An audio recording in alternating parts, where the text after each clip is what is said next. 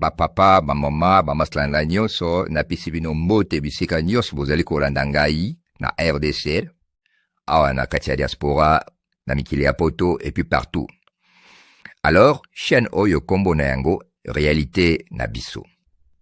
Alors, chaîne oyo et salami justement pona ko beta ba masolo ya ba réalité pe ya biso ba congolais, ezala na Kinshasa, ezala na RDC mobimba, ezala awa na kati ya poto.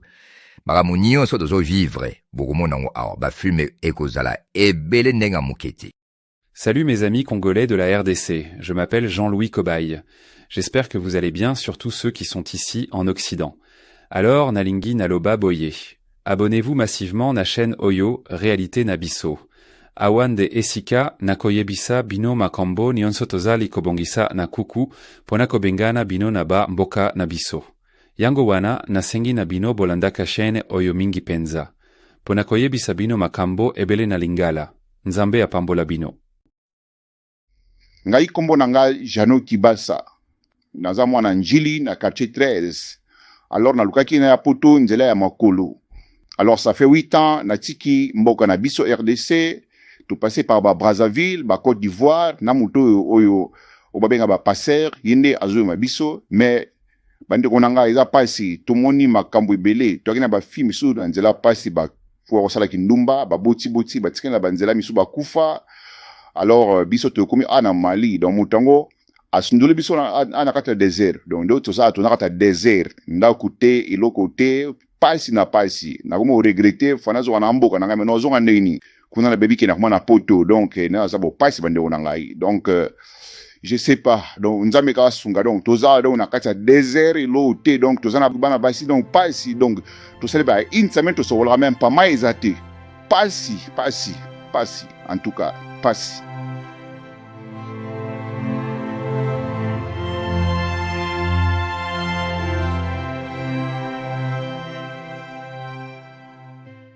Alors, nasengi bino bo s'abonner massivement parce que bokoyo kaba masolo nyonso ko beta awa na lingala.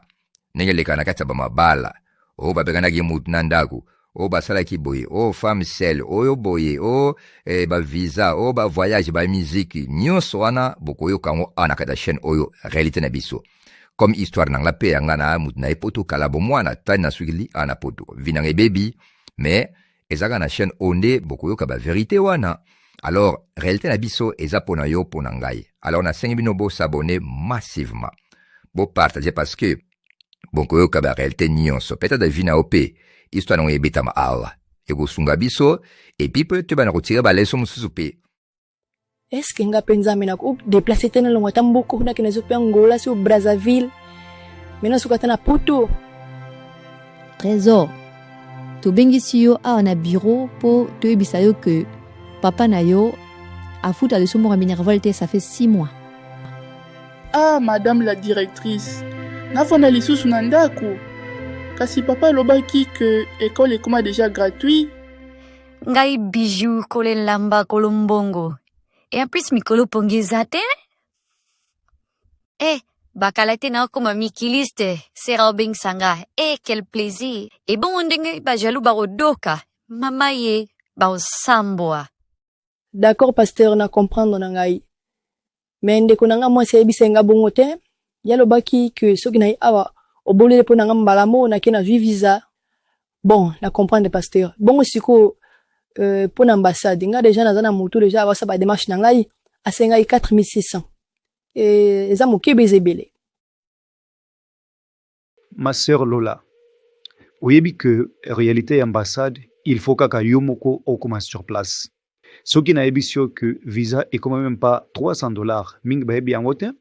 Alors yor pesa mutu 4600. Il y a combien combien? Or na bon wana okoki même ko bongo la yango. C'est ce que batum bazobo sala Kinshasa vraiment. Oko sala ba faire na yo a oko faire tourner na mo awa. Ma mezebela ko sala. Comme ça ozara na ba relevé bancaire ya billet. Continuez à moi bien na kati. Et si vous avez visa, et tu peux aller en Europe comme tu veux, ma sœur. Prière si bien trop bonne lanzambe asala ba grâce à fond la porte. Mais ngana osenga d'abord que banque na yonde ezana ba moyen na kati et après on verra. D'accord, pasteur. Nayoki. Mais, kobosa nanga na ba prière na yote. Sophie. Oui, ma sœur. Chez moka sikebi mikolo yo, comme onango, réalité na biso. Ezo beta ba masonyo sur ma vie na biso. Koka moi. Ok, je vais m'abonner ce soir. En tout cas, vous s'abonnez massivement dans la chaîne Abisso, Réalité Nabisso.